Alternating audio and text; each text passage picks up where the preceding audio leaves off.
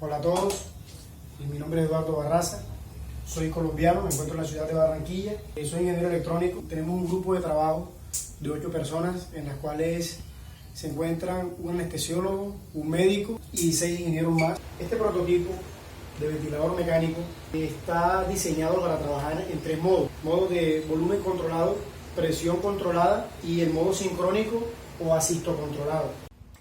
Contamos con un cilindro de oxígeno y un flujómetro para simular los parámetros reales de una acometida en una clínica.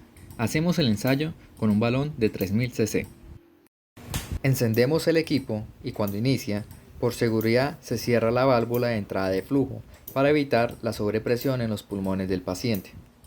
Estos pulsadores nos indican cada modo a seleccionar: volumen controlado, presión controlada y modo sincrónico. Con este botón se inicia el sistema y lo ponemos a operar. Con la primera perilla damos la frecuencia respiratoria, donde podemos estabilizar en 14 o 15 respiraciones por minuto. Con la segunda perilla graduamos el balance.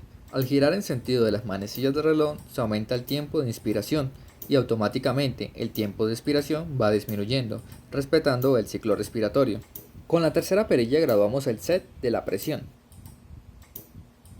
Disminuimos o aumentamos de acuerdo a lo que queramos controlar. En la última perilla controlamos el volumen. Estos valores que están en 0 representan el valor actual, obteniendo la presión real, volumen de expiración real y volumen de expiración real. Ya he demostrado el sistema, esto es todo. Muchas gracias por su atención.